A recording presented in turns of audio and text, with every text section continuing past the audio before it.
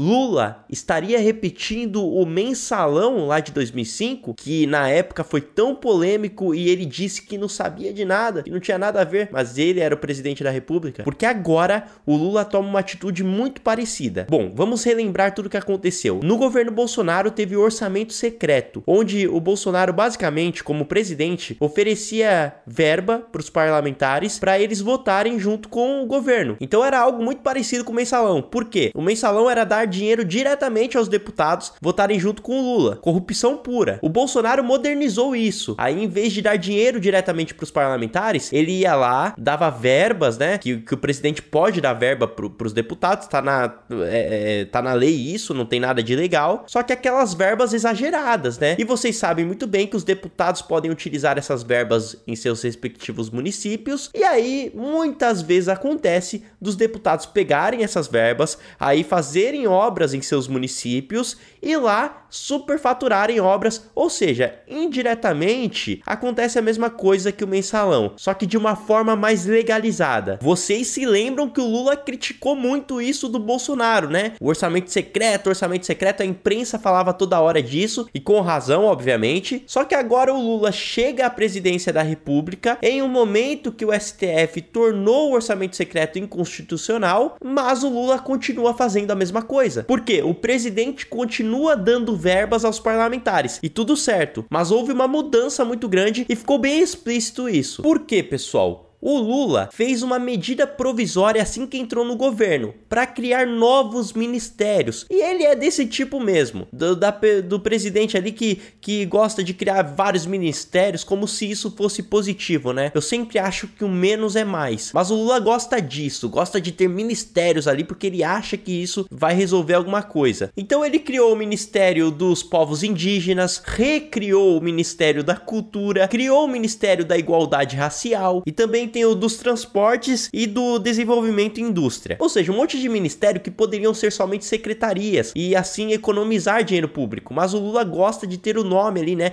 Ah, tem que ter o Ministério da Igualdade Racial. Ah, tem que ter o Ministério dos Povos Indígenas. E nisso só vai tirando do nosso bolso. E aí, o que acontece? A medida provisória do Lula para criar esses ministérios só era válida até o dia 1º de junho. E aí, para se manter esses ministérios, tem que ser aprovado no Congresso. Então o Congresso tem que falar assim, ó, Lula, pode continuar aí com esses ministérios aí, tá tudo certo. Só que o Lula vem tendo derrotas dentro do Congresso. E aí ele está prestes a perder esses ministérios. E sabe o que acontece? Ele teria que trabalhar com os mesmos ministérios que foram criados pelo Bolsonaro, com a mesma formação do Bolsonaro. Ele vai ter que esquecer esse Ministério de Igualdade Racial dos Povos Indígenas, porque não tá dando certo, no Congresso não tá indo. Aí, como uma cartada de mestre, o Lula fez o quê? Liberou 1,7 bilhão de reais em verbas pros parlamentares. Assim, do nada, né? Vocês acham mesmo que não tem relação com essa votação? Ficou bem explícito, e segundo o jornal Folha de São Paulo, o Lula fez isso especificamente para não perder a votação, para não perder os ministérios. Mas olha só como a própria Folha noticia isso. Lula bate recorde e libera 1,7 bi em emendas sob risco de maior derrota no Congresso. Na época do Bolsonaro, isso era noticiado como orçamento secreto. Isso era noticiado como uma espécie de corrupção. Por que agora estão falando,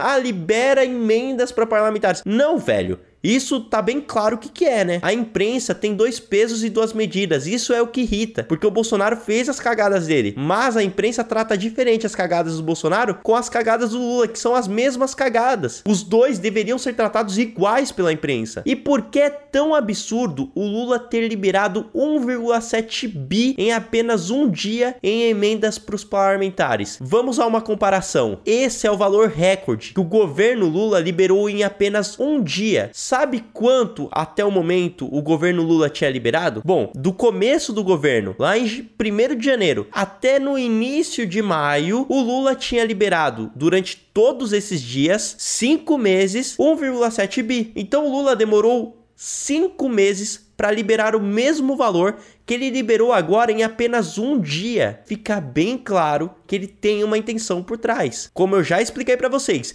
esse dinheiro vai para os parlamentares, e esses parlamentares podem utilizar essa verba em obras ali nos seus municípios, onde eles foram eleitos, E lá, muito provavelmente, acontecem obras superfaturadas, acontecem esquemas onde os parlamentares utilizam parte do dinheiro para ajudar ali, mas pegam de volta outra boa parte. É assim que funciona o Brasil. Vocês entenderam que é a mesma coisa do mensalão que acontecia lá atrás? Só que o mensalão foi uma maneira burra de fazer esse negócio. Porque agora, o Lula liberando 1 bilhão e 700 milhões de reais, ele não tá cometendo nenhum crime.